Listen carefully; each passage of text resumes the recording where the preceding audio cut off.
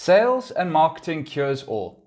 Remember this quote because it's likely the one thing that's actually keeping your reflexology practice in an uncomfortable place right now. Now stop me if this sounds familiar. I can't make our session in an hour. Can you see me at 8 p.m? I don't think reflexology is really for me, said by someone who's actually knows practically nothing about reflexology, no less.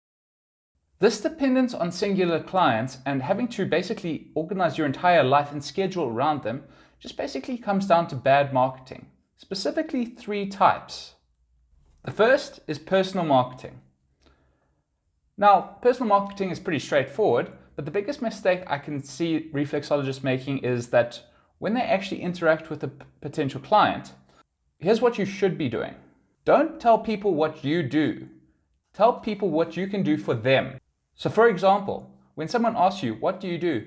Don't say, I'm a reflexologist. Why?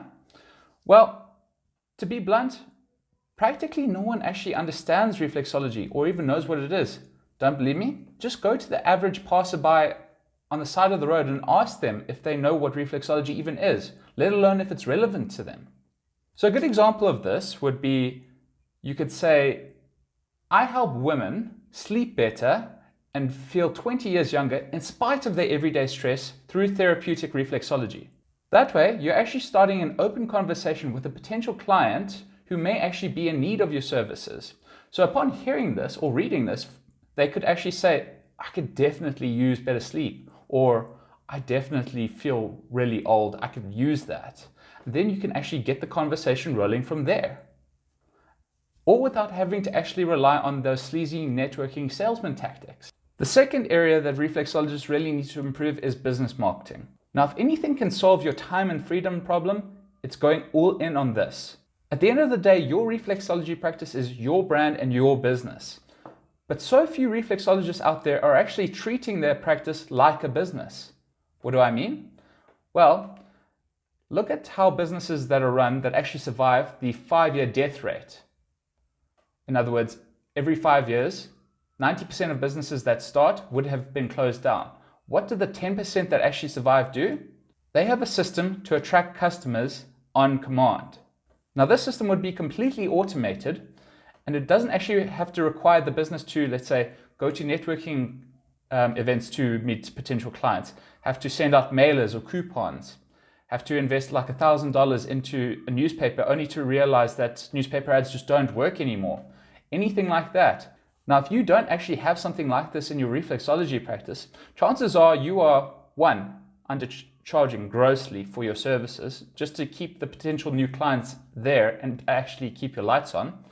2, again, scheduling your life around them and probably even canceling vacations just to keep clients, which, let's be honest, you don't even like, happy. And just lastly, a slave to the whims of your clients. This is not something you want. So imagine this.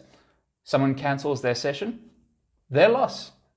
Turn on the machine and get someone else to fill their spot. That is power.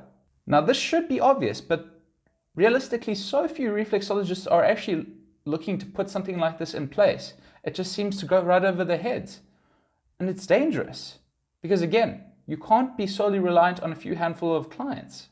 Lastly, the third area that you need to focus on is brand marketing. For the purpose of your business, you want to be locally known as the go-to person for health and well-being. You want your name to be synonymous with people's health and well-being. Now, I'm not saying you have to start a blog, get a YouTube channel or anything like that, although those aren't bad ideas. But what you should be doing is just get a Facebook business page if you don't already have one, and just start posting helpful content on it. For example, 3 ways that you can dramatically reduce your stress in under 3 hours, or something like that. This way, when a potential client isn't feeling well, or their sleep sucks, or they just can't take the stress, or whatever it is that they need your services for, they start to think of you first. The best part is, even if they haven't seen your content, likely they know someone who has. So an example of an exchange like this could be they run into the person, they tell them that they're not feeling well, and the person says, oh, you should really check out this local reflexologist. She just made a post about how you can actually fix that problem.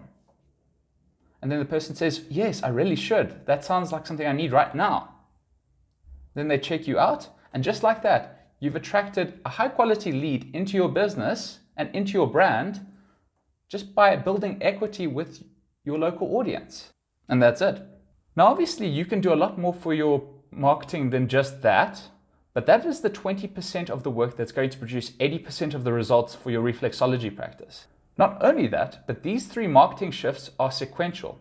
You don't want to jump to, let's say, brand marketing when you don't even have personal or business marketing down, because likely you're not making enough money to justify taking time to actually write content and build a brand.